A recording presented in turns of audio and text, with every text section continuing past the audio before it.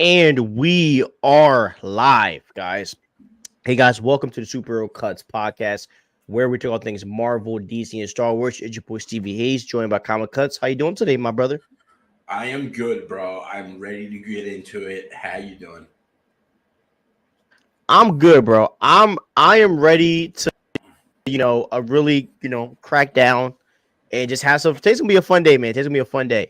Yes, it So is. we're going to get right into it. You guys know we don't do long on the intros. We want to get right to the business.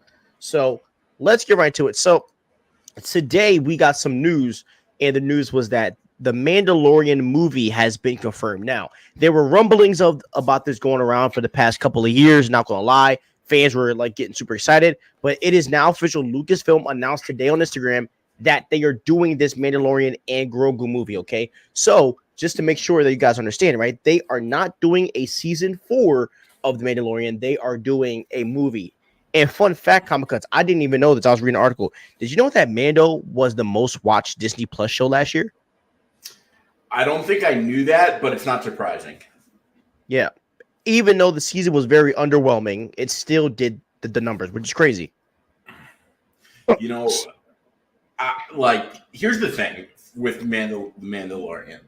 As awful as Disney manages Star Wars, Mandalorian is like a prime example of what Disney Star Wars success should look like. I mean, Grogu is just such a genius character. You know, he's so marketable. The toys, I mean, everyone of all ages love him. And I'm sure a large number of the people that watch Mandalorian saw a picture of Grogu, a Grogu toy, and were like, who is that? And I want to know more about him and watch The Mandalorian.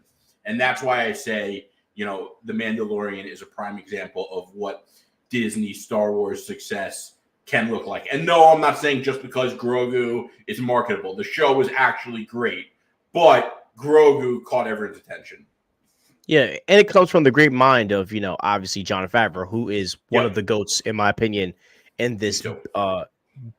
business. And I'm happy that he's, getting to work on this movie as well. This is gonna be really big for them.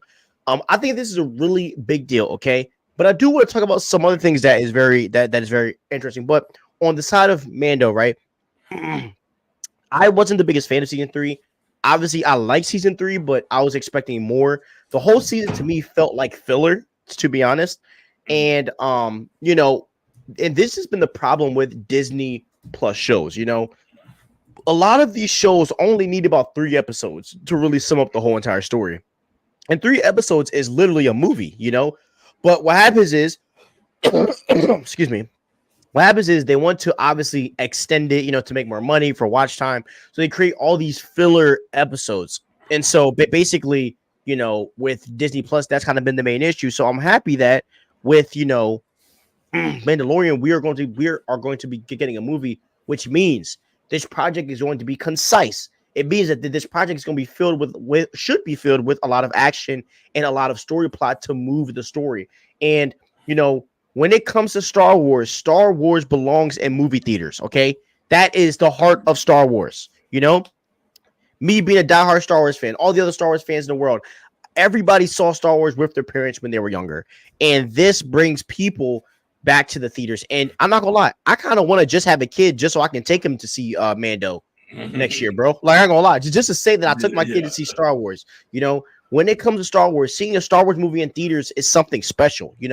And I think that Mandalorian is going to do that for a lot of Star Wars fans because Mando is a Din Djarin, aka the Mandalorian, and Grogu. They are beloved characters. As much as people, as much as people might think that he's a knockoff of Boba Fett or whatever, he's a loved character, and I think fans are going to go out and watch him for sure. On this show, Star Wars is unique with the properties that we talk about in that it's the only property that, was born in the movies. Everything else comes from the comics, even outside of the show with, James Bond comes from books. Harry Potter, Lord of the Rings. I'm pretty sure Game of Thrones come through books. Star Wars, born in the movies, made for the movies. So it is important. And listen, not to burst anyone's bubble here, but and don't get me wrong, I'm chalking this up as a W, but I still think it's crazy that we're getting a Mandalorian movie that should be fire. It's Jon Favreau, Pedro Pascal. What could go wrong?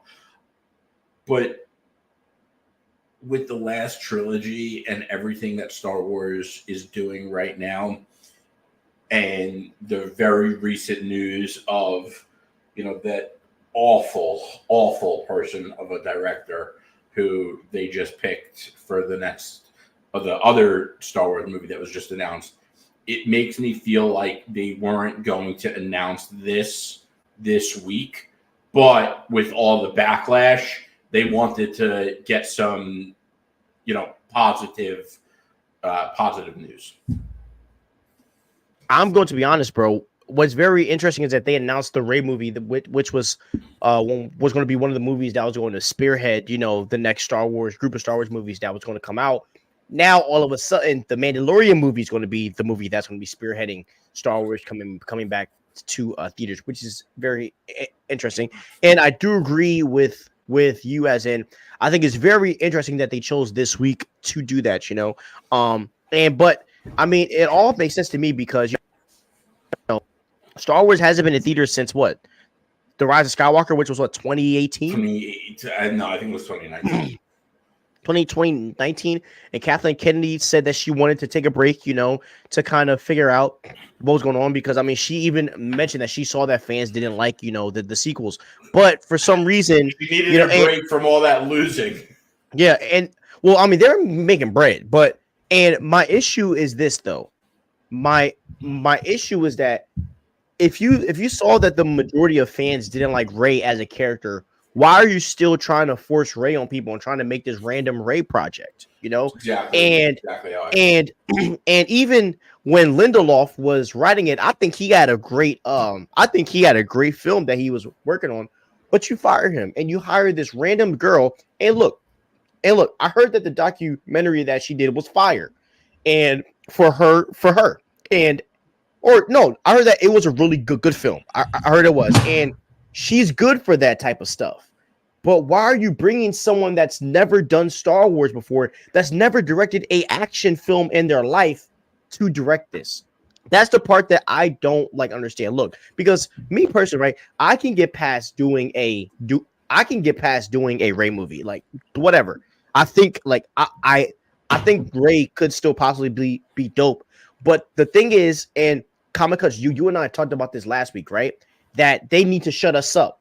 That even if we don't like the decision, you make good writing and you make the film good. But to hire someone that has never worked in the action movie industry ever is wild, bro. It's literally insane.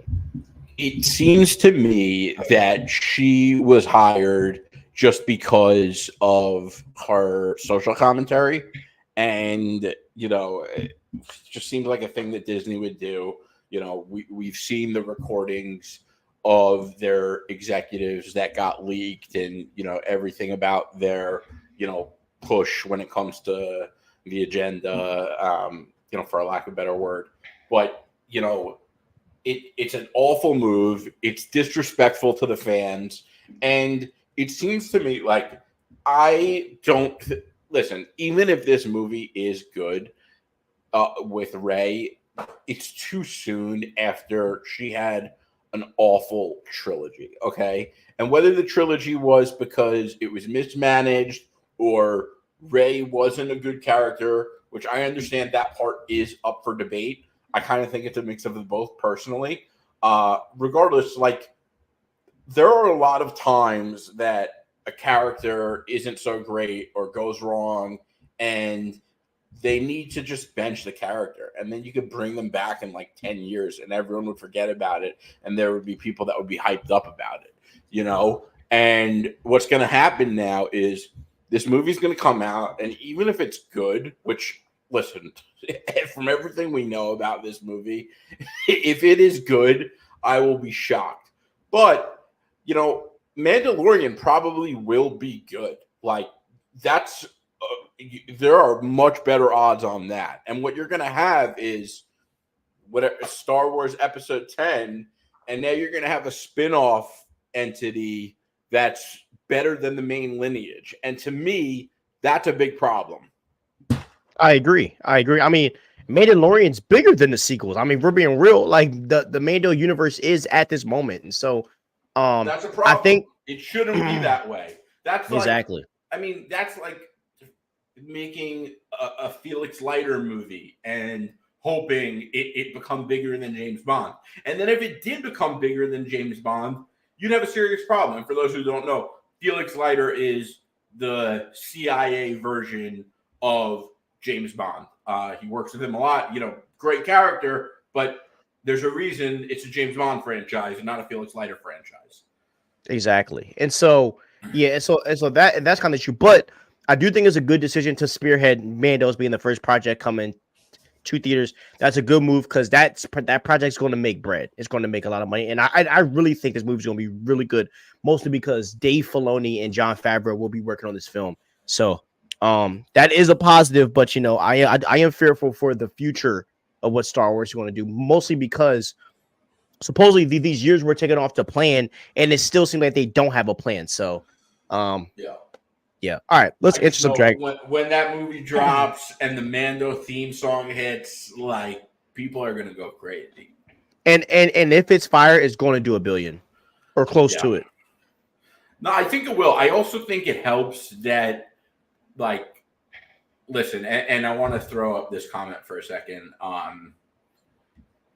Like, it's actually genius to do 3 seasons of Mandalorian on a very accessibly priced Disney Plus, and then put Mandalorian in movies.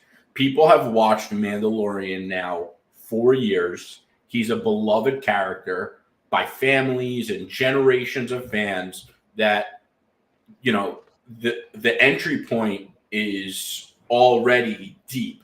So when that movie comes out, you already have a ginormous fan base. So I think that it's very likely this movie will hit $1 billion, and probably pretty quickly. Yeah, and honestly, and you know, I've obviously made so many videos on it, but I even thought that it would have been a smart idea to make the sequels about Grogu instead of like you basically defer from Rey, and then you do a future Grogu. I thought that would have been hard. Listen, I think they will, but I don't think it's the time for that yet. I think that you kind of have to let Mandalorian phase out, because Grogu growing up means, you know, at the very least, big changes for Mandalorian. Perfect. Okay. Let's go to the next one. Well, if a writer hasn't done an action movie, then it's a good time for them to start. Okay, so let's get into it. Okay. This clown. All right, cool. Yeah, right. You're so cool, bro. That made you feel good about yourself. Get out of here. Okay. Now let's talk about a writer doing an action movie. Okay, let's talk about it. So, now let's think about the Russos for a moment. Okay, let's think about the Russos. Right, the Russos did Community, right, which was a show, and they basically, they obviously came to direct Captain America and the Winter Soldier, which was people did think they were like Kevin Feige was wild for casting them, but they ended up doing a really good job, and they ended up doing, you know, Civil War and then Avengers Endgame, which was, you know, a really big show, really big movie or whatever, one of the biggest movies of all time. But this is the thing, bro, and this is what I want to say. Marvel at that point, they're coming off of Avengers 1, which was a really big movie. They had such trust with the fans at this moment to pull a move like that. Marvel Studios had such a trust with the fans where they could hire someone like the Russos who have never done anything like this before to take a chance. Star Wars is not in that position right now. You know, Star Wars is not in the position right now to be taking chances. Right now, they should be playing it safe. They don't have the luxury of being able to exactly. Exactly. Because at this point, any loss is going to be accounted for, you know? And so, and I mean, but as I said, Mando being the most streamed series of last year just shows how popular, the Mandalorian universe actually is. But yeah, having this random female or this random person, I want to get all crazy. Having this random person that's never done any Star Wars projects before or action to literally go and do a raid project just doesn't seem common sensical to me, and or it doesn't seem like it's worth it. Like there's no common sense. What about Bryce Dallas Howard? Right, she's done Mandalorian episodes. Why couldn't she direct the raid movie? Because she understands Star Wars. Why couldn't we get someone like why couldn't we have gotten someone that's already worked on the Star Wars films before? And there's plenty of women that have done Star Wars episodes and stuff. And I mean, we have the people to do it. Why are we choosing this random person? So that's kind of my issue about it. And by the way, I'm just gonna say it. I think she was chosen for the very reason that we don't like that she was chosen. I think that's the point. I really do. Yeah. Oh yeah, for sure. I mean, that's the case, but the reality is and we are in a different era, right? Star Wars people will watch Star Wars for anything. People aren't going to go see this. Like, have you not seen what happened last year? And by the way, Community was very strong on social commentary. Okay. There was even not much, but there was a little bit of an agenda in certain scenes in Endgame, but no one complained about it because Endgame was fire and everyone knew the Russos could deliver at that point. So it wouldn't be as big of a deal that even though I maybe not because the things she said were just blatantly flagrant. But there is almost like an Overton window of what you could get away with if your content is fire. And the fact is, this girl is a rookie and she's getting to make a movie on the biggest franchise of all time. And the only thing that anyone knows about her is that she's saying she likes to make men feel uncomfortable. And I know that there are a lot of people that are kind of okay with those comments because they might agree with it, but if it were the other way, it wouldn't be okay. And I don't know. I just think I never want to get as deep as I am right now on these kinds of topics, but it's just so crazy to me. All it is just keep the main thing about the main thing, right? This is about fantasy and superheroes. Keep it about fantasy and superheroes. We don't care about politics. We don't care about that stuff. We just care about a good story. That's all it boils down to. Right. No one cares about all the other stuff, bro. And that's kind of voted for. I just want a good who could care less? Yeah, who could care less? We just want a good Star Wars movie, and you're the social stuff. It doesn't matter to us. We just care about good movie or not. Yeah. Good movie or not. That's all it is. Is this going to expand the story? Am I going to fall in love with these characters? That's all it's about for us. Yeah. And when you let the world dilute our precious content, that's when we have a problem. So hopefully, Lucasfilm gets a leash on her and really says, hey, let's keep it about the content, and I'll be totally fine. So all right, let's get into some other stuff. Okay. But just going back, because I do want to end this on a positive note. The Mando movie is awesome. It is a great idea. This is one of the best decisions Star Wars has made in a while. And by the way, let's end on a positive, bro. Ahsoka was fire. Okay. By the way, in Ahsoka season 2 is also being worked on. So Star Wars is to an extent cooking. They just need some direction, because they have good projects on their hands. Mando movie and the Ahsoka movie. And yes, we're getting a Rey movie, but there is another movie being worked on that's going to culminate the Mando movie and the Ahsoka show, where they're going to be going up against Thrawn, which I think is something. I think there's something special there. So, we just have to hope and pray that, Dave Filoni and Jon Favreau and the team are able to direct us into that point. But the reality is, Lucasfilm is going to have to answer this question: which way are we going to go? Are we going to keep doing these projects with Ahsoka and Luke Skywalker, which I think they should do, or are we going to keep going all in on the race stuff and just bring Grogu to this point? Those are the two options that they have. And so we will see what happens. We will see what happens, in due time. So Comic Cuts, I know you sent this topic in, so I want you to lead this. But I will just give you the title. So Coleman Domingo ended up shutting down the Kane rumors. So I'll let you have the floor. Yeah. So Coleman Domingo responded to Kane rumors, and hold on, I'm going to pull up the exact quote, but basically, why did I say the? Oh, so okay, here it is. I don't even get that from my team. I can't tell if it's true. I don't know. I'm always looking at what I have to do right now. I know there's talk and conversations around, and I don't know how much is true. I don't even get that from my team. I can't tell if it's true or not. The fans are passionate, and somehow my name is out there in the world, and I like the idea of just having your name called and someone speaking lovingly and kindly about something is a beautiful thing. I think it's a very fair comment. I think he's playing it smart. Here's the thing that I think people need to understand about these situations that we increasingly are running into more and more, which is there's a rumor that goes viral that X actor is going to be playing big character name in the next Avengers, Star Wars, DC, etc. So that goes viral, permeates for a few days off social media, and then the actor makes a comment. And it's very rare the actor doesn't make a comment these days. Is what I'm starting to see. And the reason being,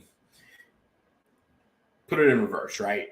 You have some kind of scandal, and your PR manager will tell you as a celebrity not to say anything, because what happens if you say anything, you just give all of the media another reason to write another story, and then it circles the news cycle for another number of days. So someone like Coleman Domingo, who is being rumored to play Kang, which is pretty much what he did. He had it circle for a couple days. Then he came out, he made a very smart, respectful comment. He knows our fans are very passionate about these things. And now his name is in the news cycle for another couple days, and we're talking about him on our podcast. So smart move, the right move, all the above, and great PR management, whether it was his idea or that man is PR, definitely in talks with Marvel, bro. Yeah, he's definitely in talks for something. I think so too. That kind of comment. Yeah. And listen, I haven't really seen much of his stuff, but from what I've heard, he's an amazing actor. I personally really like Damson Idris. He was the guy I mentioned before. He plays, Franklin Saint in Snowfall. I absolutely love that show. He was a killer in that. So I really like him. But I mean, Coleman Domingo, this guy seems like a good guy. I could totally get behind him being in a Marvel movie. I just really hoping for my guy, Damson Idris, to play Kang. But, what do you think about it, Stevie? I mean, I think that Coleman, I think Coleman speaking out. Am I on mute now? Do you hear me? No, you're good. Yeah. Okay. I think that Coleman speaking out is I don't really like that, to be honest. I like when celebrities keep I like when they keep it mysterious, but I think either two things are happening. I think either James Gunn and the DC, either James Gunn or Marvel, either one of them are talking to him. Could even be Star Wars, who knows? But someone is talking to him, and I think he already has his role penciled in, whether it's the DCU or the MCU or Star Wars or wherever. That's what I think. I think he already has a deal. I think when he said that he was interested, I think somebody snagged him up. And because there's no way you come out and, try to clear up rumors unless if you got something. So I think that Coleman Domingo got a role, and I think that he's kind of rocking out that way. So, hey man, dude is as I told you before, he's not a bad actor. I would love for him to be the Beyonder. I think that would be a good role for him. For Kang, obviously, I like Damson Idris. I mean, I think there's a lot of actors that you could choose to play Kang the Conqueror. Also, wouldn't be shocked if Jonathan Majors got rehired at that point. Who knows? Who knows what could really happen at this point? So, I'm kind of at this point to where I trust that they're going to cast the right role for King the Conqueror, and it's kind of going to get the ball rolling, and we're going to get to Avengers and get some good movies. That's honestly all I care about at this point. By the way, on the Jonathan Majors thing, like I saw he did an interview, and I read some of the things he said, but like I didn't even bother to read the whole thing just because. For my purposes, with someone like him, I like him as Kang the Conqueror. I don't know him personally. I like the optics are make it or break it for something like this, and he got a guilty verdict. So, like, it's over. I get it for him. He's got to, try to, salvage his career. But, like, my interest in him kind of lives and dies with the Kang role. So yeah, it is what it is. Doesn't it seem weird to you that he got fired by Disney, but he did an interview with the company that's owned by Disney? I didn't realize that it was. That's what I'm saying. Like, what if they do what they did with James Gunn? They just fire and rehire. I don't know. I'm just saying that to me is like a little weird. It's possible. It's probably not going to happen. That I think with their Marvel property specifically, it's a little different than James Gunn, because James Gunn, they weren't going to sell action figures modeled of James Gunn. They are going to sell. I mean, I have it right here, I think. Like they literally sell this guy in action figures. So we'll see. We'll see what happens, bro. We'll see what happens. So, but I'm not here. Yes. You can't hear me? Sorry about that. You're good. You're good. You hear me now? Are you muted, or is it my? I don't think I'm on mute. Yo. You hear me now?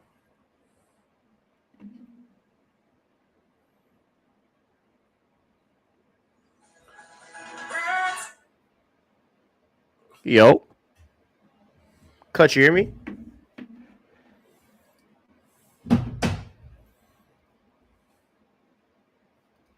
Do you hear me? Hello? Do you hear me? Do you hear me?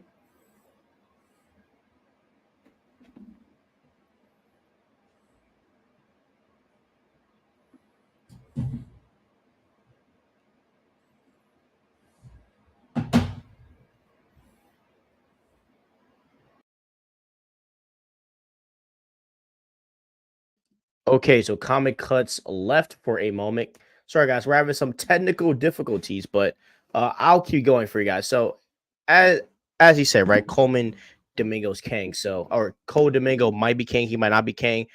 We really don't know, but we can only see as we go on. Hey, you hear me? Yeah. Sorry. Okay, perfect. Okay, so now let's go into the next topic from Cole to Domingo. We're gonna be talking about Hawkeye. Now I know you wanted to talk about where's Hawkeye, so I'm gonna give you the floor on that one, bro. So I was just thinking about it, like, where is Hawkeye? I mean, it kind of seems like Hawkeye and Black Widow at least Black Widow only exists to be a contractual, fulfillment with, but Hawkeye was also, I think, to introduce Black Widow, Kate Bishop. So I don't think that is the only thing, but they're starting to be more talk online about the Avengers roster leading into Avengers 5 and Avengers 6 Secret Wars. And they're talking about a focus on the newer Avengers, which I think is good and bad. I like that they're going to try to make the newer Avengers, take the spotlight. I just hope they could deliver doing that, and I think they need to ramp up the effort in doing that. But like Hawkeye we should be seeing Hawkeye more uh in more content. Hawkeye should at least be in post-credit scenes. He should at least be showing up in other movies. He's such a versatile character, and like it's so easy to have him show up in other movies and shows, and it's just crazy to me that we haven't seen him since the Hawkeye show. He's such a good character, and he's nowhere to be found. Making Hawkeye a family man ruins his character. Let's be honest. Hawkeye should have never been a family man from the start, and having his family is kind of this constant crutch that you're always going to have in his story. And so I think that takes away from him as a character. And now, look, obviously, at this point, he's taking Kate Bishop under his wing. I would have loved a Hawkeye season 2 personally. But, I think Hawkeye's just training Kate, and I think, Kate is becoming a savage. I mean, that's the best way to put it. And I think that, and what I think is going to happen is I can see something where maybe he's running like missions for Nick Fury. And that would be cool. I wish I read more Hawkeye comics. There's a comic run of his that everyone always talks about that I never got around to. But I do think that, like, I kind of see the family man angle because it's kind of his version of redemption from being Ronin. And I don't know, his family man persona is also like a father figure to Kate Bishop, and it worked there. And I think it could work with other characters too. Yeah, I agree, man. But, as I said, I mean, to not bring back Hawkeye yet is kind of crazy, but at the same time, it's like, it's understandable.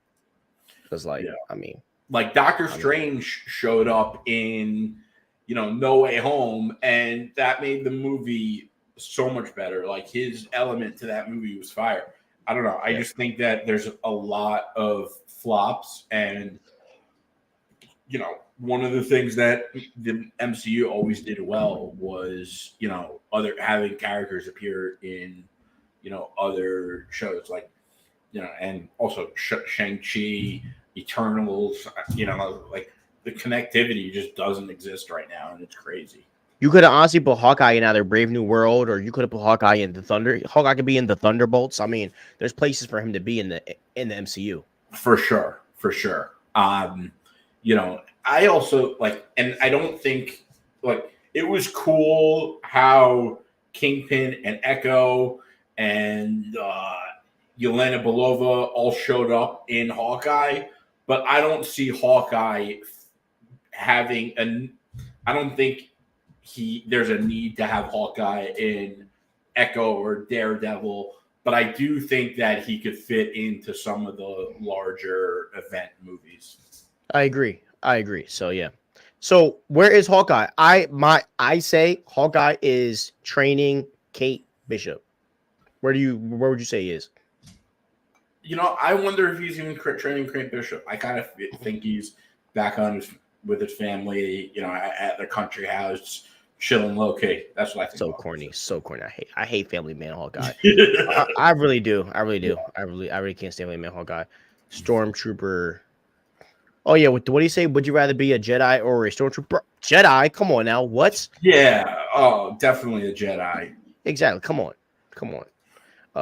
No one would ever want to be a Stormtrooper. Just saying. I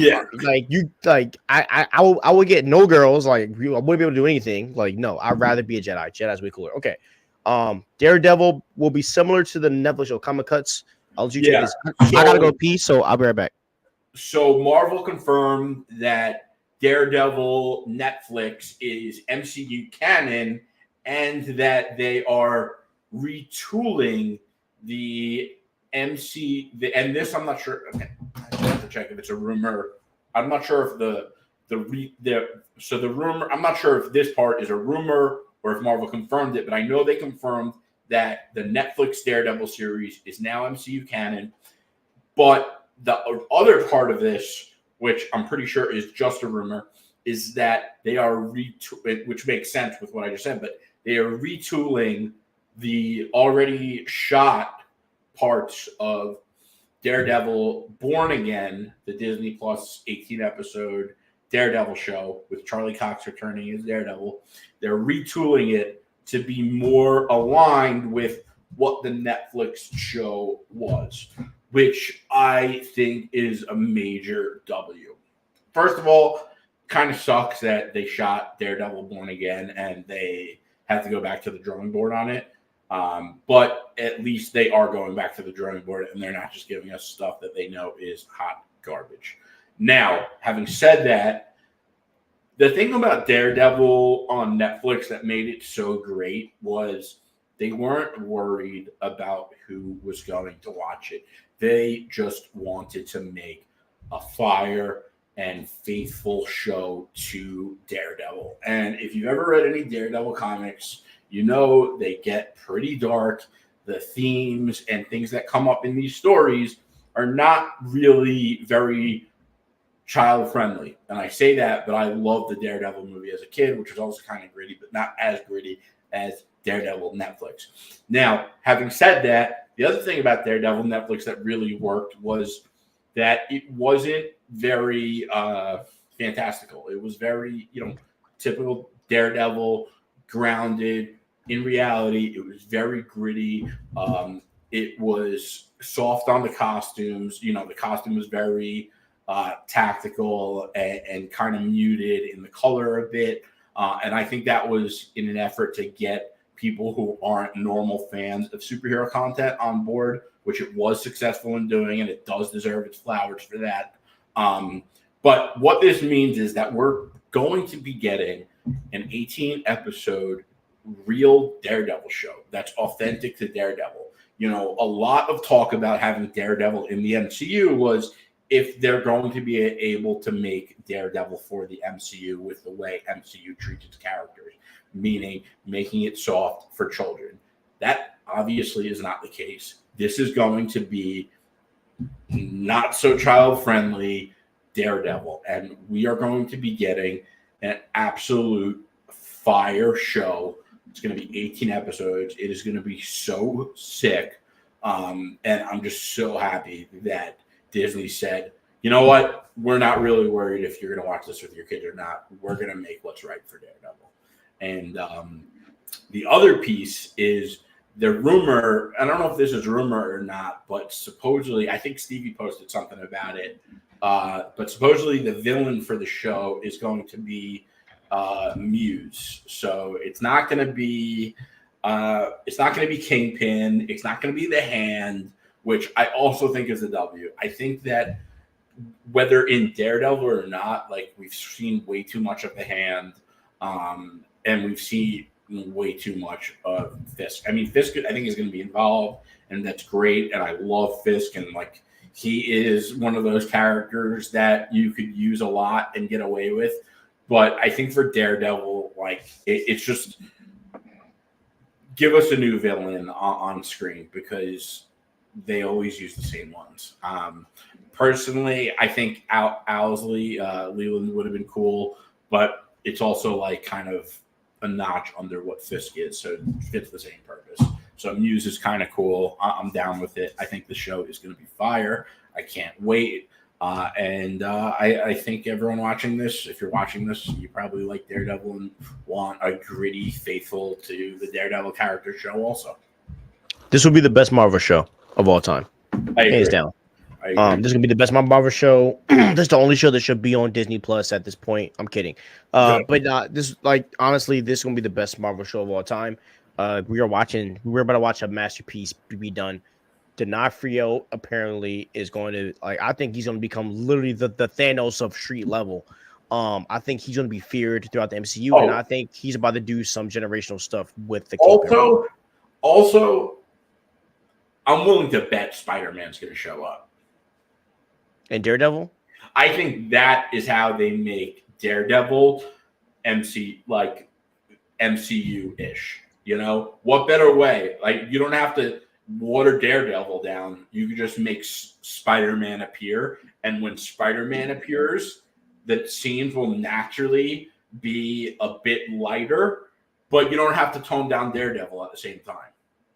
Yeah, I think it's gonna be something special, man. I think that the Daredevil Born Again show is gonna be really dope. I do think that like the Echo character is going to pop up. I think we'll see a lot of characters popping up.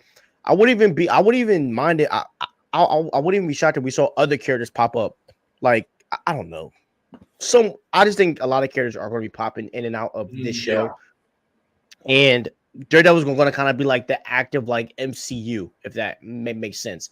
So like we might get like one episode with like Daredevil and Spider-Man, maybe, and then we might get another episode with him and Echo, which is what we said we wanted from the start.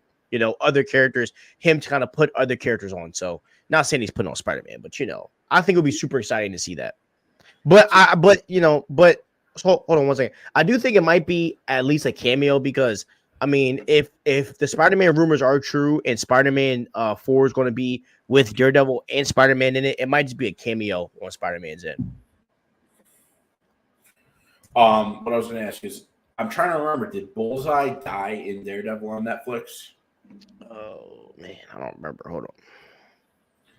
He's a great villain. I'm always happy to see more Bullseye. Let's see. He did not die, but his spine is shattered.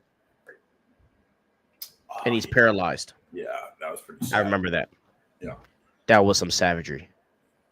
Dang, I totally forgot about that. I got to rewatch Daredevil, bro. Yeah, me too. I actually started rewatching it like last year, and I think I'm like halfway through, and I started rewatching The Punisher. I got to finish both of those. Dude, when The Punisher came out, I lost my mind. That show was so sick. So sick. I love The Punisher. I don't know if the MCU will ever do The Punisher. Like, I feel like The Punisher is just too dark. Bernthal's in the show, bro. Oh, damn. Bernthal's in Daredevil, bro. Damn. I really hope they don't tone him down. That's crazy. Bernthal's in Daredevil. By the way, Bernthal as Punisher is one of the greatest castings of all time. Yeah. I just need them to make some more changes. Make his outfit look a little more like tactical. When he was in his like compound or whatever it was, and he had the skull on the vest. Oh man, that was I thought that was the best episode of all of the Netflix Marvel shows, specific in that scene. Yeah, I would just like I would just like it to be more of a suit, if that makes sense. Like I would like an all black suit with the trench coat. I think that would be hard. Yeah, I agree. What do you mean, Dragon Trainer? So when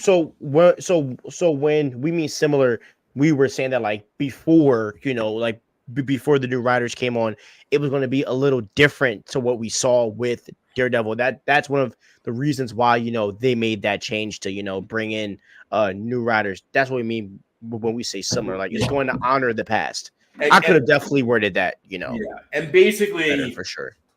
They're not calling it a season 4, but the fact is that now the Daredevil show on Netflix exists in the same universe as Daredevil Born Again, meaning that Daredevil Born Again is really a continuation of what we saw on Netflix. So it's going to be the same exact vibe. Exactly. So super excited for Daredevil. Okay.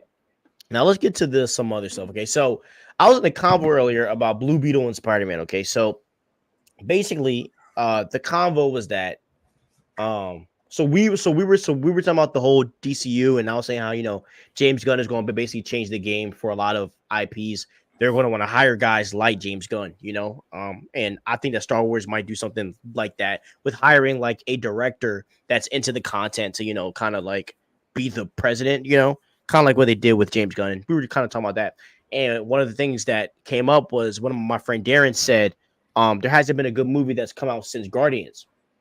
And my friend Matt said there has been good movies. He said Blue Beetle, and I said yeah, and Aquaman. You know, I like Blue Beetle and Aquaman.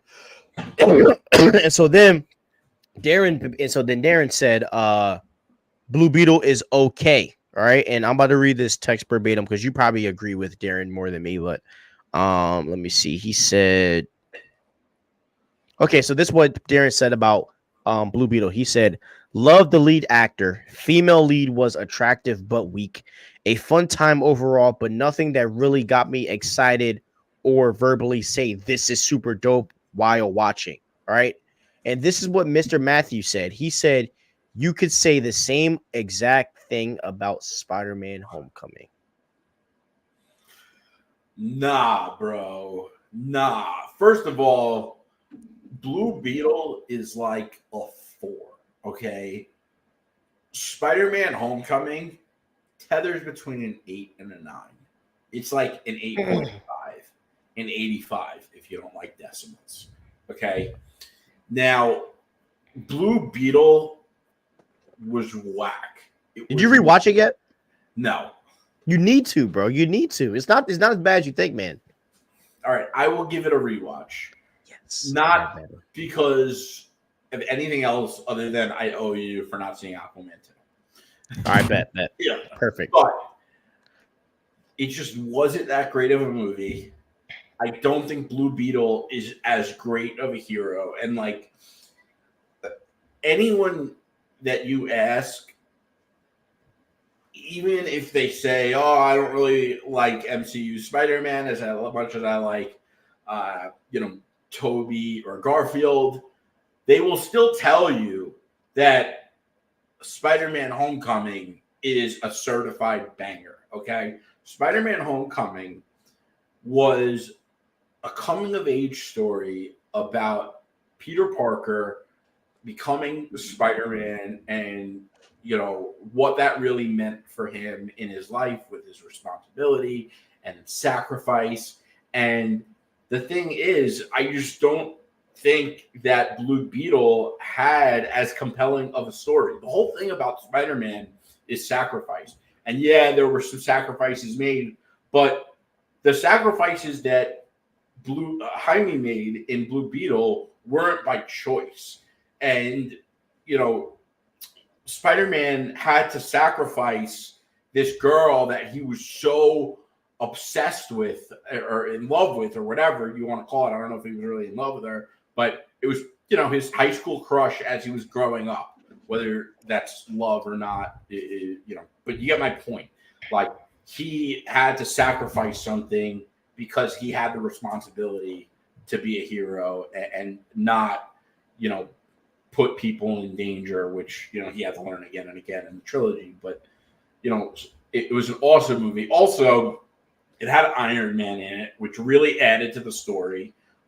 He also declined becoming an Avenger. Like, that was an amazing movie. Blue Beetle, people were just happy that they even liked the movie. Okay. It's entirely different on an entirely different playing field. And by no means is this a fair comparison. And it reminds me of, a couple weeks ago, like, I think I tweeted out, what did I write? I wrote something along the lines of, I wrote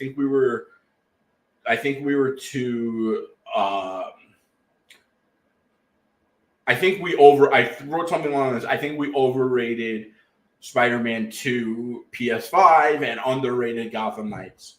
And then I went back and picked up Gotham Knights again and was like, this is such mediocre garbage. Absolutely wrong.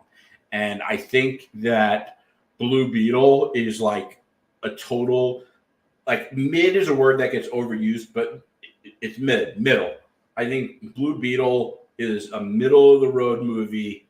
It's not great. It's not trash. It's just okay. Spider-Man Homecoming is much better than okay. Spider-Man Homecoming is fire. And don't let the fact that you're pleasantly surprised that you didn't hate Blue Beetle disrespect Spider-Man Homecoming. Because when you saw that movie, I promise you, the first time, you loved it. And that's not how you felt about Blue Beetle.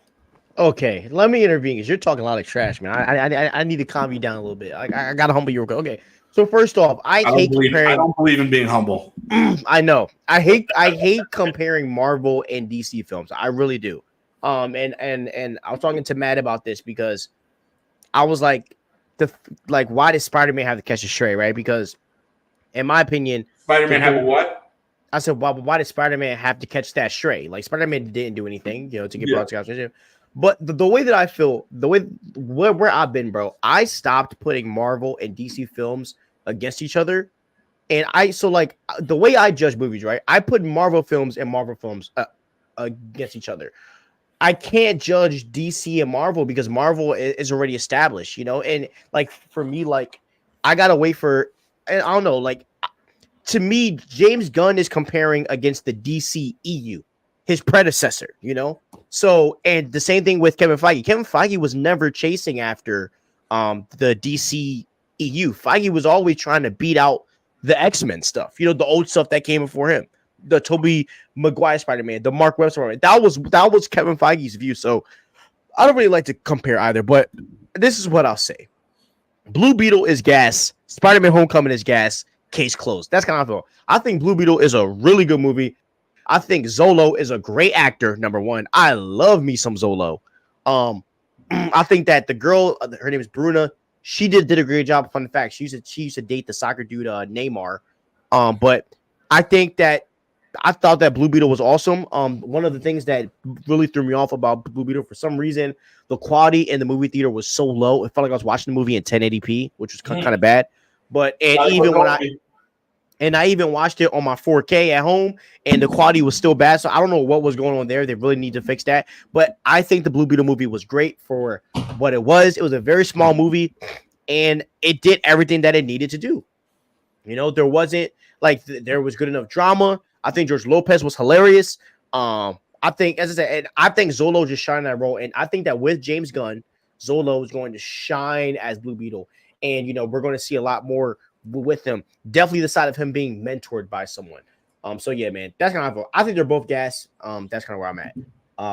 Let's see. I want to bring up another point, and a lot of people love making the argument like, well, this movie did much more in box office. And listen, box office is important. It tells us how the studio feels on doing a next project and everything like that.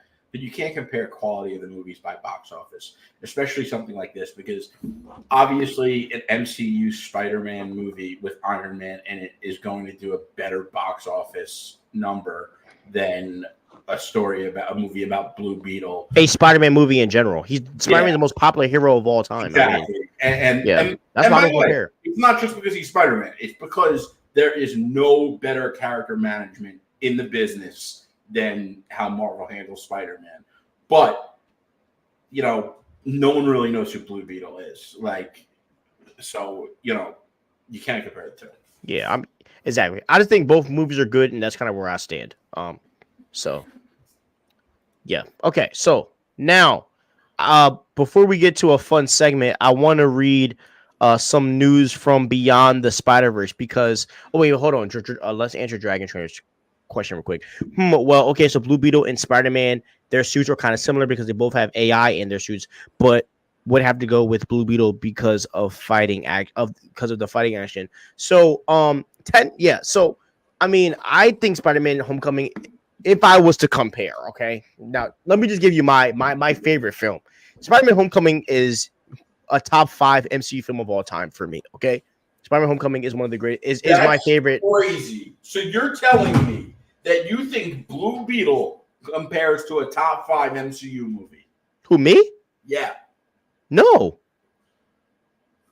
Well, you're just saying that Blue Beetle is gas and Spider-Man's gas, and you're putting Blue Beetle on the same plane. No, I'm not. I'm just saying they're Homecoming's in the top 5. No, saying that two movies are good doesn't mean that they're on the same level. Okay, so they're not, and you admit that they're not on the same. Bro, it's Spider-Man, bro. No, bro. The only DC films in my eyes that even touch Spider-Man is Batman. It's Batman. I Like, agree come with on. that. It's Spider-Man, bro. It's Spider-Man. Come on, Spider-Man. It's Spider-Man, bro. Yeah. Like, that's why I don't like to compare. That's why I like to compare inside the universe, because it's not fair. Like, Yeah. the popularity is just unfair. But so yeah, so when I say that, like, and one of the reasons why I love Spider-Man Homecoming is because the movie doesn't rely on action, and we get a really good character deep dive on Peter Parker as a person.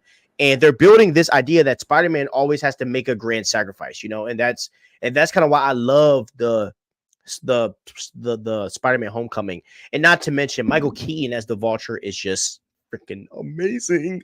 I mean, it was super awesome. So yeah, and plus, but as I said, with that being said, I do think that Blue Beetle is a really good project. As I said, I really enjoyed it. I think I saw it 3 times in theaters, I think.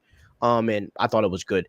And I love the Blue Beetle costume too. I thought it was awesome. So yeah, I don't think it's better than Spider-Man Homecoming though. Okay, so all right, now let's get to some Beyond the Spider-Verse news. So two of the creators of this project, I want to read their quote, okay? Phil Lord, who works on this movie, he said this: Beyond the Spider-Verse is a very satisfying conclusion.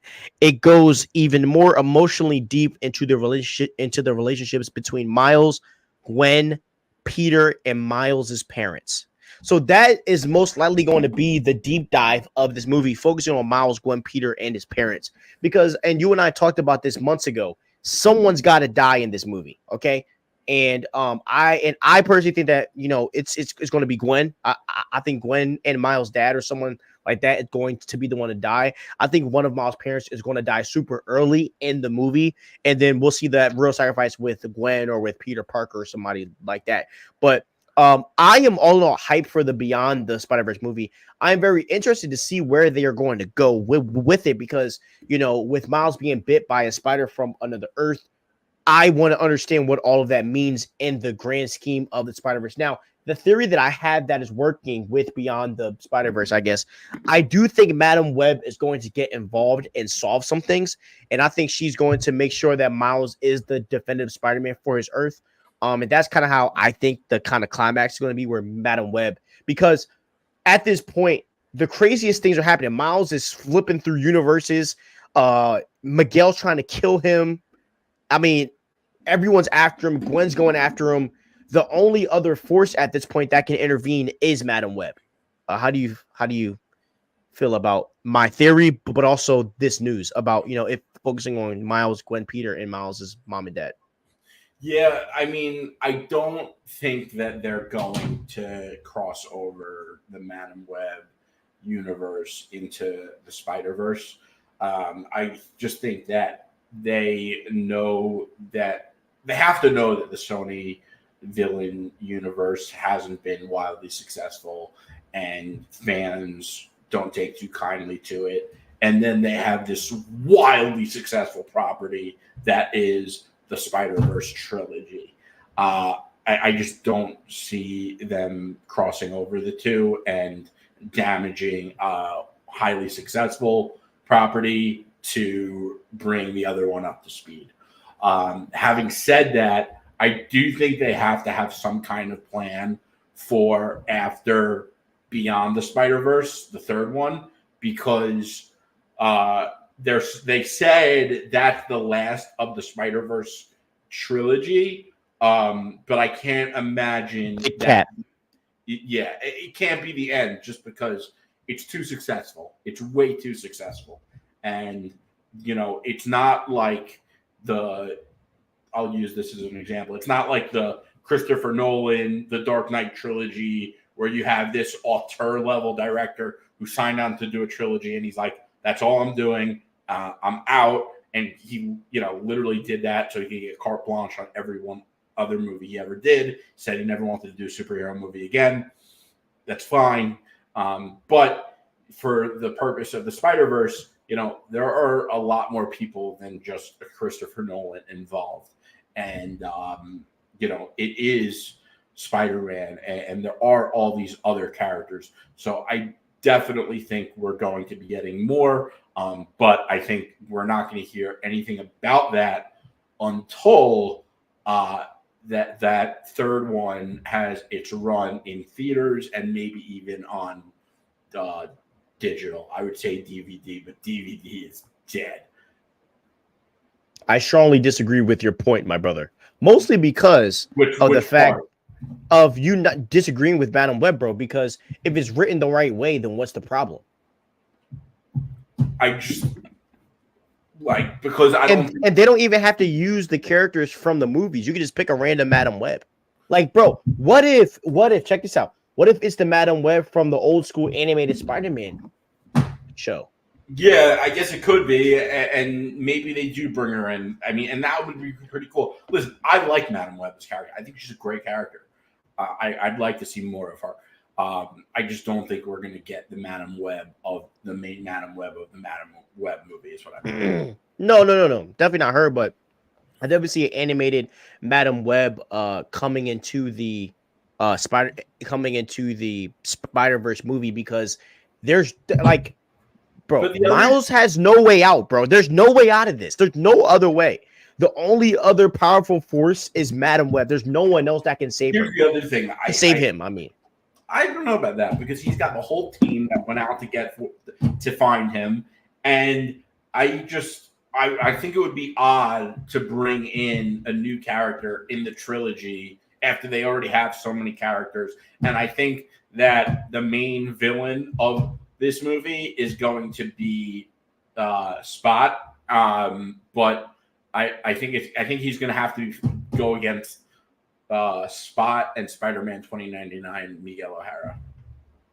bro, I disagree, man. I think that you need someone that is very powerful and someone that is able to, kind of come in. And plus, bro, her powers, she was created to help the spider people. That was what she was created for. Right.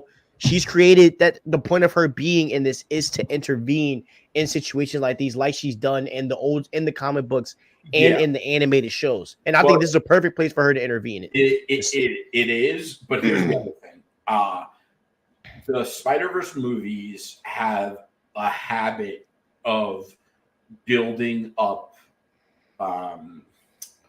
They have a habit of making Miles look like an amateur and then building up his major moment at the end of the movie. They did in the first one, and then he takes a leap of the faith, and he's like awesome. And then he does the second one where he's not really an amateur in his skill, but he comes off like his naivety makes him come off like an amateur. And then at the end, he's like, screw you. I'm going to do my own thing. And I think that in the third one, I think they're going to turn that up to the max. And by the end of that movie, I think he's going to be delivering the victory very much on his own merit. Yeah, I mean, the way that I see it, bro, because I think it's going to be a while before Gwen and them actually get to Miles. And, bro, I honestly think that there's going to be a point to where, like, Miles is, like, butt out of stuff to do. And, like, he has no other way because Madam Web is an advisor. And I think that's when she comes in, shows him the truth, and then he comes back to the final battle with Gwen and them. So, all right, let's read some chats. If someone dies, I would have to say it'll be Miguel O'Hara. I think Miguel is going to die. I think he's going to be one of the people die for sure. Who exactly is Madam Web? Brendan, how are you a diehard Spider-Man fan and you don't know who Madam Web is? Shame on you. Okay, bro. Seriously. So by the way, Brendan's one of my friends outside of this, so don't think I'm being a random guy. But I am going to tell him he's a poser. Yeah, you are a poser. You are a poser Spider-Man fan. You don't know who Madam Web is. So Madam Web, right? She is basically an advisor to all of the Spider people in the whole entire Spider-Man universe. If you want to get a good grounding on who she is, I will watch the animated Spider-Man show. She's in a bunch of them. She uses telepathy. She's able to project herself kind of like in spirit form. Madam Web is basically linked to a spider web like support system to basically attend her bodily needs. So that's why she kind of sits in this chair, and these webs basically keep her alive. She's able to kind of like astral project across the whole entire Spider-Verse. Okay. And that's why I think this is that's why I think she's going to be in this movie. Because I mean, why would you not have the kind of like the center of the Spider-Verse, which is Madam Web, come into this situation? So I am pretty excited. By the way, also Madam Web is a mutant, so Really excited to see her in Spider-Verse. Everything's gonna happen. Is Spider-Man Beyond the Spider-Verse coming out this year? Nope, it's coming out next year, I'm pretty sure. The guy that plays Peter B. Parker, he even said that he hasn't even been talked about yet about filming, but he might be lying. Jake Johnson. Yep. Every time I think of Spider-Verse now, I can't help but think about how much they fumbled not adding the Spider-Verse skin into the game for Miguel. 100% agree. Big L. They use that same wax skin. Crazy. They could always use a variant of Madam Web. That's Dragon Trainer. That's what I'm thinking. I think they're going to use a variant of Madam Web. I don't think they're going to use the actual chick from the actual movie. Miguel Spider-Verse is the toughest suit design for a Spider-Man ever. I disagree, but the suit is awesome. The suit is awesome, but yeah, definitely not. Definitely not the best. I only know her from the video game. Yeah, bro, you need to watch animated Spider-Man, bro. It'll change your life. Okay, so now we are about to hit a new segment that we thought of last week. Okay, we're gonna have some intro music and stuff. I couldn't find any good stuff, so we're gonna get an intro stuff to all that. But we are going to be reacting to some tweets. Okay, so guys, don't take this serious. All right, this is like more trolling. You know, there is a troll side to us where we like to troll. So we're going to read off some funny tweets and talk about it. We might get mad jokingly. We might yell, whatever. But let's just have some fun, okay? So, Comic Cuts, are you ready, bro? Keep your blood pressure low, okay? He's been waiting all week for this. Because we talked about it last week. He was so excited. So, all right, let's get to it, okay? Let's get to it. So, this is the first one. Everywhere I go, I see his face. Okay. This tweet resonated with me so much because a lot of you know how I am not the biggest Zack Snyder guy. And obviously, Rebel Moon was a disaster. I watched it, and it was a very messy film. It took me like a week to finish it because I just couldn't like finish it for some reason. See, but it is funny. I let him watch it and let me know if it was good or not, and then I decide if I was going to watch it or not. Yeah, dude. But Zack Snyder, for some reason, he's so universally loved. It's insane. Like, people still love this man to death. Yeah, and it's crazy. Like, I was thinking today, I would like to go on Twitter and not see Zack Snyder for a day. Like, just for a day. That's all I want for Christmas. Bro, he might be up there with Spider-Man as in the most tweeted like person, bro. Honestly. Yeah. And like everywhere I go, I see his face. Listen, that is your fault. It is your fault that we see his face. Because if you guys didn't exist on Twitter, we would never see his face. Guess what? I use Netflix. I didn't see Zack Snyder's face. You know where else I didn't see him? HBO Max. Boom. Yeah, dude. Yo, and my dad pissed me off because he made his Netflix icon Zack Snyder just to troll me, and I was like, no. Yo, I was like, thanks, appreciate it. All right, next tweet. Okay, now I saw your answer. This is why I had to screenshot this because this annoyed me. Okay, who is the best Bruce Wayne? Tell me your best Bruce Wayne and why. Go ahead. You've admitted it to me already, and the obvious answer here is Christian Bale, and I will tell you why. The thing about Batman and Bruce Wayne is that Bruce Wayne is the alter ego. Batman is who he is and who he becomes. And Christian Bale's Bruce Wayne was him doing a job. And that's why he was the rich playboy. That's why when he bought the pool in the hotel lobby with the Russian models, and he walked out, and then he was embarrassed when he saw Rachel. And remember what he said to her? I am more. He was embarrassed based on the persona of Bruce Wayne because he didn't give a shit about who he was as Bruce Wayne because he knew he was doing that in service to be great as Batman. But when he finally ran into someone that he actually cared about, he was embarrassed. And for that reason, and that reason alone, Christian Bale is the GOAT Bruce Wayne. All right. Who do you think I'm going to choose? I just want to hear who you think. I know you're going to choose, and I hope you're ready for the smoke. Who do you think? You're going to choose Val Kilmer. Yes. How'd you know? Because I know. I know you. How'd you know that? Because as much as you love Pattinson, you know Pattinson barely played Bruce Wayne in the Batman movie. So it would be an unfair choice. So you wanted to say Val Kilmer because you love to say Val Kilmer is an underrated Bruce Wayne. And he might be an underrated Bruce Wayne, but he's not better than Christian Bale.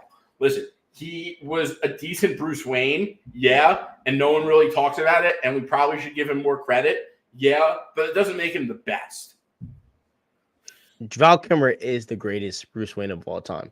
That is crazy. I think that Val Kilmer, other than Robert Pattinson, is still to be determined. So I can't even talk about it because we got the 90%, 99% of the movie was, Pattinson in the Batman suit. Yeah, I think Val Kilmer had a deeper connection to being Batman and to being Bruce Wayne than what Christian Bale ever was. Okay. I think he's underrated. I think that with Val Kilmer, right? Like one of the parts that hits me about Val Kilmer's Batman is when he's in the circus, right? As Bruce Wayne. And he gets so stressed out about what's going on during the circus that he even yells that he is Batman. No one hears him, but he yells it because of his stress and of his past trauma of his parents dying, and see that same thing happen. He goes outside of his emotions and does that thing. Not to mention, I mean, Val Kilmer looks better as Bruce Wayne than what Christian Bale does. And I just think that personally on screen, Val Kilmer played what is the word that I can say? He played kind of like a hollow man. And to me, I feel like Christian Bale's Bruce Wayne was a little too Tony Starky for me. I felt like Christian Bale's Bruce Wayne was kind of sort of empty at points. And to be honest, I think what made Bruce Wayne a better character when it comes to Christian Bale was Alfred. Okay. And I think that Alfred carried a lot of Bruce Wayne's personality more than what you actually think. And I think that Val Kilmer's Batman, he actually carried the personality of Bruce Wayne everywhere he went. Now, did it transfer over well to him being Batman? I don't think it was the best, no. But I think as Bruce Wayne, the character, when we are talking about a man that's trying to keep his identity and just be the owner, a man of class, a man of stature, a man that people look to, I think Val Kilmer does a better job of that than Christian Bale. Now, one thing I think that Christian Bale does do well, and by the way, you guys know I hate Christian Bale's Batman, but one of the things that I think Christian Bale does land with his chemistry with Alfred is how Bruce Wayne is always the stubborn son to Alfred. I think that Christian Bale plays that father-son dynamic with Alfred better, which is why I think that, Alfred really saves Bruce Wayne as a character for Christian Bale, because Christian Bale really doesn't do that great of a job playing Bruce Wayne. But yeah, so that's kind of where I'm at, man. And you're lucky that Ben Affleck didn't get his own movie, because he might have been a better Bruce Wayne than and I can't stand Ben Affleck. Ben Affleck would have been up there, but he's not Tom Christian Bale. But I don't know if they're going to put the tables together. They should. I own the place. And by the way, Tony Stark, the first Christian Bale Batman movie came out in 2004. Okay, so good luck saying that was inspired by Tony Stark. And you're going to say Val Kilmer looks more the part? He doesn't even have the right hair color. You're crazy. Bro, Christian Bale just looks like look at his hair, slick back, fancy. Val Kilmer is a great Bruce Wayne, bro. I really think you hating. I ain't gonna hold you. Dude, I'm not hating on Val Kilmer as Bruce Wayne. He's a fine Bruce Wayne, but Christian Bale is by far the best. Like, it's not even close. And I mean, by the way, did you see how many likes that tweet got? Yeah, but look. This is what I'll also say, so right? Obviously, the people agree with me. No one was saying. Hey, bro, this isn't your tweet. This is Blu-ray's tweet. Okay, but I said something under. I said Christian Bale under it, and you know it because you responded to it. And by the way, you've already admitted to me that Christian Bale is the best Bruce Wayne. I take it back. It's Val Kilmer. I take it back. I take it back. I take it back. Hold on. I take it back. I take it back. Because that tweet, that response when I said Christian Bale, no question, 224 likes. On yours? Yeah. Well, those 224 people are blind. Are blind. They're blind. Okay. They are indoctrinated. Okay, to be Christian Bale fans. But this is what I'll say. Okay, I think that Val Kilmer's Batman and Bruce and Christian Bale's Batman both deal with the same thing, right? Which you and I can both agree right now. Just agree with me, right? They both deal with the consequences of a double life, right? You you agree, correct? Yeah. Yes. Okay. I just think Val Kilmer does it better as Bruce Wayne. No way. If he did it better, that movie would have been better. Not to mention, bro, the ending of Batman's very crazy. Actually, I'm not going to do it. I'm not even going to go The down this ending of road. which Batman? I'm not even going to go down this road. Okay, I just think that Val Kilmer is a better Bruce Wayne. And Let and us but by the know way, what you man, think in the comments. Do you know think who Christian Bale or Val Kilmer are a better Bruce Wayne? Please let us know. I'm going Val Kilmer. I'm going Val Kilmer. I'm going Christian Bale. I'm Anyone putting would have a brain. Anyone would have a I'm brain. putting up a poll. I'm putting up a poll on Instagram tomorrow, and we're gonna see, boy. We're gonna see. You're gonna manipulate that shit. What you mean? Yeah. Oh, I know you. What you mean I'm gonna manipulate it? Yo, Matt, do me a favor. Vote. Yeah. You're gonna go into the chat and you're gonna say, "Hey guys, do me a favor. Vote Val Kilmer." I'm not, bro. I promise, bro. It's gonna be fair, man. You just gotta be honest. Be honest I'm with gonna yourself. put one up too. I'm gonna put one up. Okay, Too. and you're gonna lose, bro. No, I won't. By the way, man, it's sad because George Clooney could have been a great Batman, bro. He could have.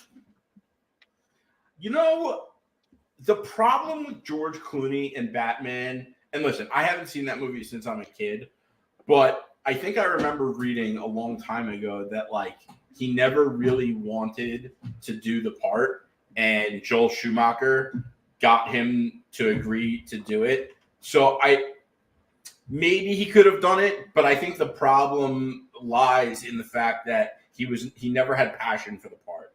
I think he had the perfect Batman voice. But he didn't have the passion to do it right, so he didn't. Hungry Almighty, what is happening right now? Affleck is better than all of them. What? This man don't even have his own Batman movie. You saying he the best? Yeah, that's crazy talk.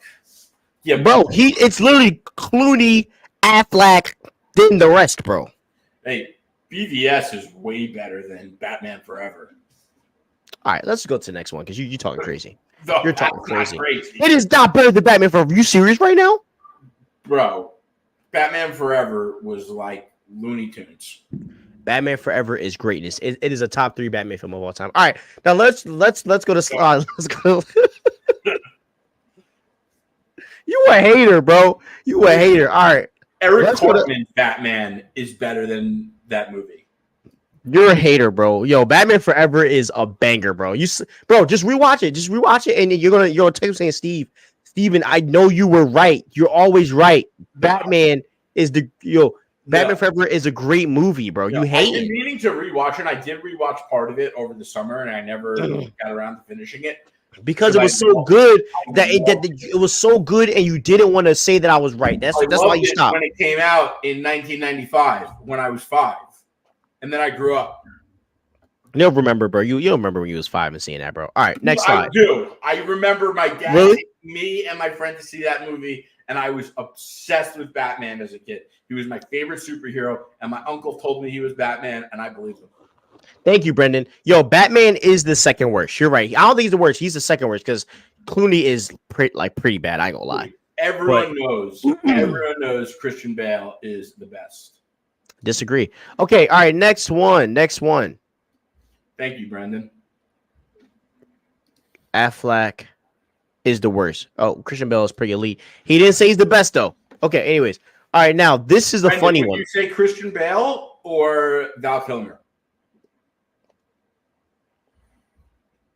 Okay, so guys, we're actually having this guy on our show next week. Slavs, right? He's gonna be on, right? Slav. So, Slash Free Talk. So this guy, his whole entire page is about restoring the Snyderverse. His name is Snyderverse Restore. This is what he said. He said Pattinson. Whoa. Pattinson. Actually, you're on to something. You got that way wrong. We are having Slavs Free Talk on the show next week. Exactly. Slab is not restore the Snyderverse. Exactly. Yeah, that's what I said. No, you messed that up and made it sound like Slab is restore the Snyderverse. We are not having restore the Snyderverse on this show. No, I want him on this show. I do.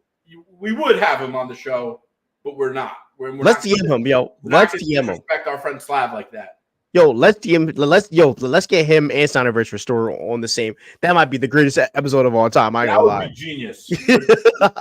We're gonna have to DM Snyderverse Restore. So Lav might be mad about that. All right. Anyways, all right. Let's say this. All right. So this was the Snyderverse Restore said. He said the Snyderverse will be restored. I know it. Hashtag sell Snyderverse to Netflix. Hashtag restore Snyderverse. And Slav said, Snyder, the chapter is closed. Ayer, I'm done. Snyder Bros, it's coming back. At this point, all you can say is that these people are insane. ... Delusional. ... Comic Cuts, I'll let you have the floor. I gotta go pee. Go ahead. It is so crazy because, first of all, the fact that these people who live on X to make sure that we never stop seeing Zack Snyder, why would they have James Gunn launch a new DC cinematic universe to then, at the same time, sell the DC rights to a competitor, Netflix, to do another DC universe to compete with their new DC universe at the same time? It's like they have no common sense. It is insane. Insane to think that. And like Slav also made a great point. Snyder and David Ayer all said, it's done, it's over, move on. They should have said, please move on. I'm begging you. But they won't. They just, it is like, it is so embarrassing. And they don't realize that they should be embarrassed. That doesn't even faze them. Let me just tell you something about the Snyderverse. There is not one file in the lawyer's cabinet. There's not one paper in Warner Brothers that says Snyderverse. There's no such thing. There was never a Snyderverse, guys. There was never a Snyderverse. There is nothing possible. A Snyderverse being sold to Netflix is not possible. It's not real. It was never actually created. That's the reality. That's what people don't understand. There's no such thing called the Snyderverse. It's called the DCEU. And there's no such thing as selling a universe to a freaking, you know what I mean? Like, you can't sell the DCEU to Netflix. If Netflix got the Snyderverse, that means they get all the rights to the characters. Which, that's come on, common sense. That's like Marvel selling the Avengers rights to Paramount for Paramount to make an Avengers movie while they're making Secret Wars, and so they can release together. I mean, it just makes no sense. They have no understanding about how licensing characters or business work in the slightest, and you really don't have to understand how it works to understand how stupid of an idea this would be. Like, yes, and these people are still demanding. And by the way, these people demanded for years that they get the Snyder Cut. What did WB do? They gave them the Snyder Cut. And these people still treat them like shit and hope all their movies fail. So why would any other studio ever give in to their demands again? I agree. And you're right. I absolutely cringe at the stupidity of selling the Snyderverse to Netflix.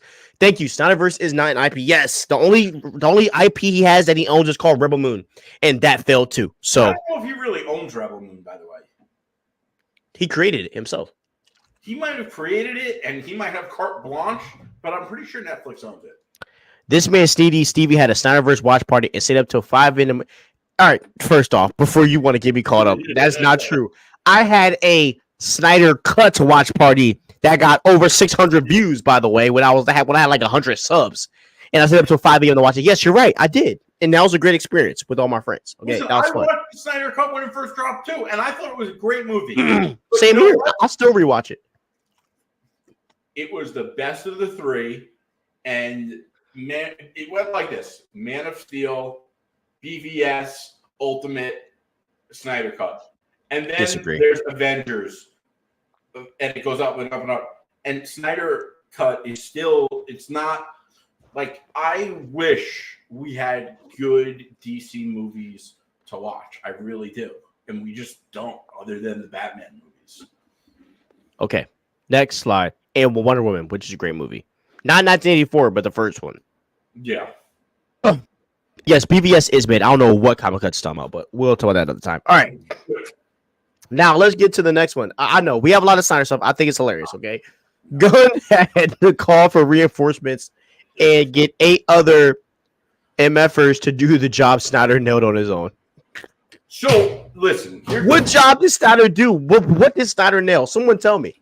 Someone tell me. By the way, he should have had writers in the room because he obviously didn't get the characters right. That's like the whole point. And the other thing here is, first of all, Zack Snyder didn't make these movies on his own. So you could find a picture of anyone in the world by themselves and put them up next to a team. Like, that's like saying, Michael Jordan, beat or LeBron, beat the Spurs on his own, and you can get the picture of LeBron without D Wade, and Chris Bosh. Obviously LeBron had help. It's just so stupid. And the fact is like, I don't know if this guy really has that level of intelligence, or he's just pretending he does to push his stupid point. I agree. I mean, I thought it was funny, bro. I just thought it was hilarious. It's all love. It's all love. Listen, I would love to. No. It ain't love. It ain't love, bro. No. It ain't love, bro. No. It ain't love. No. This is. No. I'm hot. I'm hot. No. Go back to the slide. Yeah. Hey, bro, no. This ain't love. This is correction, bro. You guys gotta learn. No. This was. Wait. You go to the next one. Oh yeah. Here we go. This is smoke. There is no love right now. Okay. The issue is yes. This is like taking a picture of me and saying that I did this show on my own because I'm not in the picture with Stevie. It's so stupid. You think Zack Snyder made all 3 of those movies single-handedly by himself, and there were no people behind the cameras, and there was no one else writing the script? It is so stupid. And you either have that level of intelligence, or you're pretending you do to push this silly-ass point. It's stupid, and your entire subcult of Twitter is built on lies and a lack of basic understanding of how any of this shit works, and we are tired of it. And the only reason we keep seeing Zack Snyder is because you keep uploading these stupid, silly pictures. Get him out of here. I don't want to see his fucking face anymore. That was epic. Oh my god. And this is why and thank you, Hunger Mike. Snyder is so overrated. Let's talk about the ideas while we're here, bro. Let's talk about the ideas, man. Right? Bruce Wayne gets Lois Lane pregnant. Okay.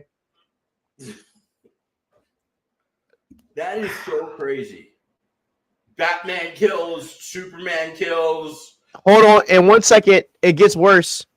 The Amazons, right, where Gal Gadot, the Wonder Woman, her people, they were going to be ancient Kryptonians.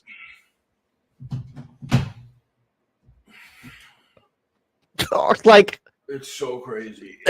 That should be enough right there, man. All right, the next one. That was hilarious. By the way, I want to say another thing. Go ahead. I was like disappointed that Jon Stewart's Green Lantern was cut and they didn't put him into Zack Snyder's Justice League. But God knows what Zack Snyder would have done to Green Lantern's lore. I mean, Green Lantern has some of the best lore in DC. And there's nothing Zack Snyder loves more than Steve. You want to take this one? I know you love saying it. He's a lore killer. He kills lore. That's just who he is. Yeah. That's who he is. Okay. Which one is this? Oh, this is so stupid. Henry Cavill is like 40. Hold on. Henry Cavill age. All right, I'm going to read this. All right. So, I'm going to read this. So, James. So, while you're searching up, so James Gunn said this. Not sure where the log line, this log line came from. I didn't write it. It has elements of the truth, obviously based on things I've said in the past. But I wouldn't describe the plot this way, and I wouldn't call Clark a cub reporter. He's a 30-year-old full-on reporter. But yeah, we shoot in March. I'm grateful every day for our production team who worked their butts off to keep things going through the strikes. Forces impelled us to, bro. Sorry, I mean. Go ahead. I didn't realize clicking it. Sorry. All right, baby, it's all good. What does it say? Forces impelled us to stop many times, and if we had, we'd never make July 2025 Superman Legacy. And this is the plot. Well, this is what happened. Basically, DC Film News posted a plot synopsis. Guys, this is why whenever we post on our ends, we always put rumor if it's not confirmed, because this will happen to us, okay? And this is what the guy Jamie said, JM Lover 101. 30-year-old isn't a young 30-year-old isn't a young Superman, is it, at James Gunn? So you chucked out Cavill for your own ego. Grow up. Okay, so here's the thing. Henry Cavill is 40. 40. 10 years difference. 25% age. That is a significant difference, okay? 40 is not 30. 40 is 10 years older than 30. This is a 10-year plan at minimum, okay? So that means that they would be making Henry Cavill as Superman till a minimum of 50 years old. You know what isn't guaranteed? What people look like when they age. They need Superman to look young. They want this thing to go on for a long time. And they also want to start fresh because they don't want these toxic Snyder clowns to keep ranting to them about every little thing they do. So, no, 30 years old is definitely young. And you know what? It's definitely younger than Henry Cavill. So stop making up that James Gunn chucked Henry Cavill to the side because he's an evil person to make yourself feel better that you have a villain in your life. Okay? Not everything is James Gunn's fault. And by the way, it probably wasn't at his choice to get rid of Henry Cavill. It was probably WB that was like, we've had enough of these Snyder clowns. We want to start absolutely fresh. It is so ridiculous, and it is you who needs to grow up. Yeah. Okay, let's read what Hunger Mind said. He killed off Dick Grayson instead of having Jason Todd and have that female Robin be the Robin. Yeah, bro. Zach was wilding. All right. Now this black guy said, I mean, Kamikaze basically spoke for both of us here. If you're trying to grow a universe, you're not going to use a 40-year-old. He'll be 50 at that point in 10 years. Not a good look. So yeah. All right. And because I know as silly as this is an argument, as silly as an argument this is, and you would expect any normal grown adult to not make this argument. That is not what we're dealing with here, okay? So they're like, but they de-aged, Mark Hamill. They de-aged Harrison Ford. They don't want to de-age someone for multiple movies, okay? It just doesn't work. It's very expensive. It's not practical when they could just get a younger, fresh actor to play Superman. Okay. Mind you, he looks just like Henry Cavill. Like that could be his younger brother at this Seriously. Like it isn't like they diverted that far. Just saying. Yeah. All right. Now, this is Mr. Ray Fisher as Kane the Conqueror. Hold on. The only possible way I see Henry coming back is if James Gunn decides to do Crisis, which I think would be awesome, and I think Henry Cavill would do that. I also wouldn't mind Brandon Ruth coming back, but they probably wouldn't do that. But I think Cavill would be a super dope older Superman. Okay. So for some reason, Ray Fisher came up as being Kane the Conqueror. I really want to talk about this guy because Indian Superman. Brandon, shut up. He's trolling. Kamikaze, do not get fired up. He's trolling. Now, Ray Fisher. I really want to talk about this because did I miss the boat where Ray Fisher was like an A-list actor? No, Why is it that Ray Fisher always comes up in these conversations? because Zack Snyder likes him. It's the only reason. And because yeah. Ray Fisher is toxic, just like the Snyder Cult fans. I never thought Ray Fisher was a good actor ever. Like, even as Cyborg, he was a little cringe to me. Yeah. Yeah, I didn't think he was a good Cyborg, like, at all. I agree. Honestly, John David Washington would have been an awesome Cyborg. But anyways, yeah, I mean, I never liked Ray Fisher Cyborg, and if Ray Fisher was Kid the Conqueror, that might be the worst casting in superhero movie history. Yeah. Also, I didn't like the way he was with James Gunn, and he made up some story to make James Gunn look like the bad guy when the Snyder Cult was going after James Gunn, and he totally exploited the Snyder Cult with that whole story, and it was just ridiculous. And it was just like, dude, if you're that immature and unprofessional, you don't deserve these kinds of roles. And yeah. The last thing Marvel needs is to hire an actor that will bring them more drama. Yeah, he would have been the worst actor in Marvel. Okay. Now, I think he says he's not even worth it because he's not even a good actor. Now, you went off about this one. Now, this is referring to Terrence Howard being Kane the Conqueror. Go ahead. This is just so ridiculous. Why? What? I mean, seriously, why? Why would anyone think this is a good idea? Because he's black? Seriously. There's so many other actors that could play Kang, like Damson Idris, maybe even John David Washington. Terrence Howard is just not Kang. That's the only thing he has in common with. No. Terrence Howard would be better as Black Panther. There are so many good actors to choose from, and Terrence Howard is just not it. Do you know who he would have been great as though? When he was younger, he would have been a good Falcon, bro. I can see that. He would have been a really good Falcon. He would have been a really good Falcon, actually. Yeah. And he would have had that perfect chemistry with Cap the way Anthony Mackie does. Mm-hmm. He would have been a really good Falcon, I ain't gonna lie. Yeah. And by the way, it's kind of fucked what happened with him. They cut him to recast him because they didn't want to pay him as much as they were paying him. And he got Downey the job. Yeah. It's hilarious. Him as Cyborg didn't feel like Cyborg. Heck, Ezra's Flash just feels like Ezra, not Barry. Jason Momoa doesn't play Aquaman. He just plays himself cosplaying as Aquaman. 100% agree. 100% agree. That's why the Snyderverse is over. All right, yeah, so next time, baby, not next time, baby. Goodbye, Terrence Howard. Terrence Howard old now, too, so let's not go down that road. He's like a hipster now. Okay, now, Zachary Levi comments on Momoa and Sean getting other roles in the DCU, which is not confirmed. We don't know about that yet. They said they're talking about it. This is what he says. And by the way, Sean Gunn, which is James Gunn's brother, he's playing a character in the DCU. Zachary Levi says this: when you're the brother of the guy who runs DC, I guess you get to play who you want. Okay. I want to talk about Mr. Zachary Levi. You guys know, if you've been with us for a while, that I can't stand Zachary Levi. You guys should have known that after we decimated the Shazam movie, which is a beloved character of mine. I think Zachary Levi is one of the worst actors of all time.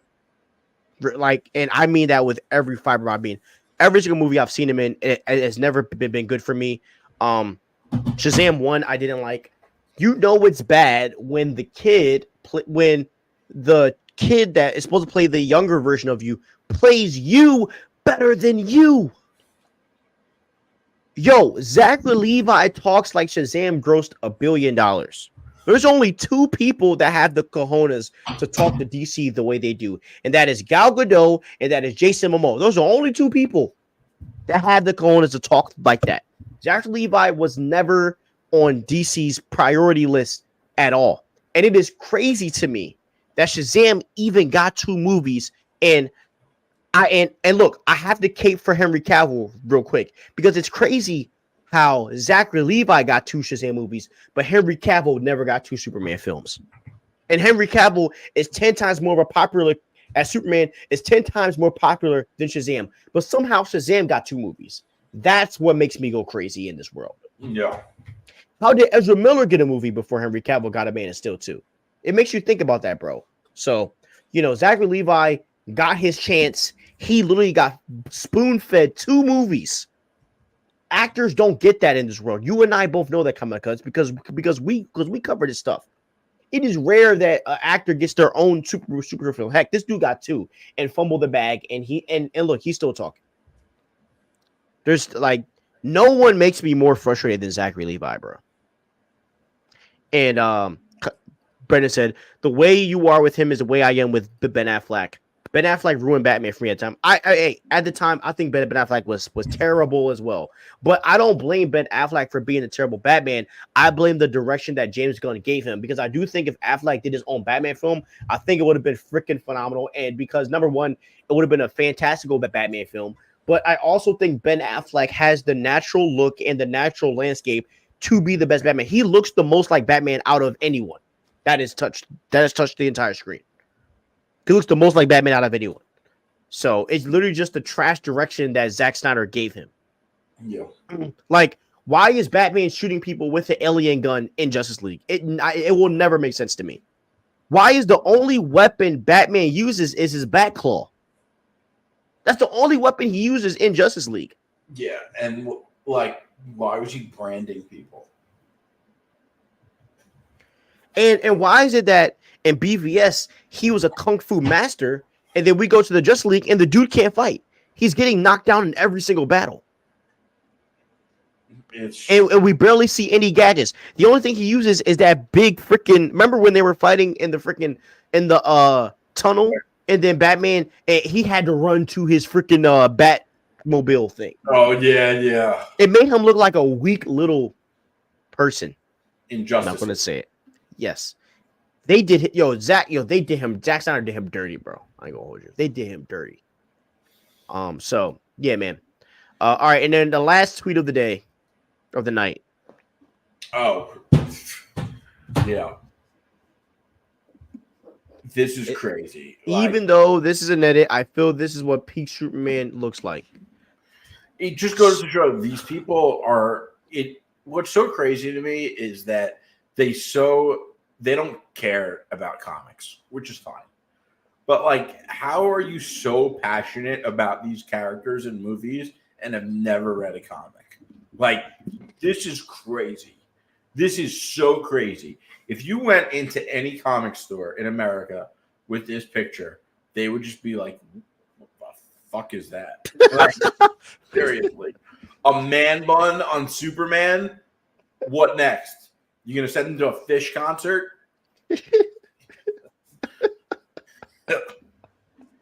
Yeah, bro. I don't know. I ain't rolling with that one. Man bun Superman, I'm good. I'm totally fine. And why is Cillian Murphy your profile picture? I don't know. Like, it's obviously not you. I don't know. So weird. I don't know. Morgan, Callus Wayne. Yeah, man. This is all I'll say, man. This is all I'll say. That is corny. Long hair Superman is not the look. No. For some reason, bro, they want to make Superman this like New York hipster so bad.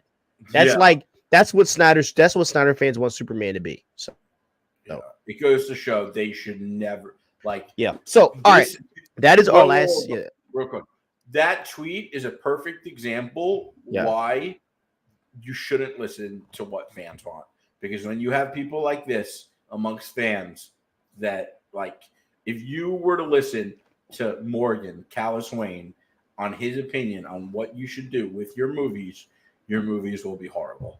Superman should never have a man bun, ever. Agreed.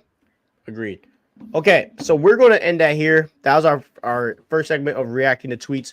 We'll be doing more of that. I thought it was fun. That was actually pretty fun. If you guys want to send some more tweets, send them in. We would love to bring you up for this last segment to react with us. I think that would be super fun. So guys, thank you guys for watching and listening. Please like, subscribe, ring the notification bell so you know when we post. Love you guys. See you next week. Peace out.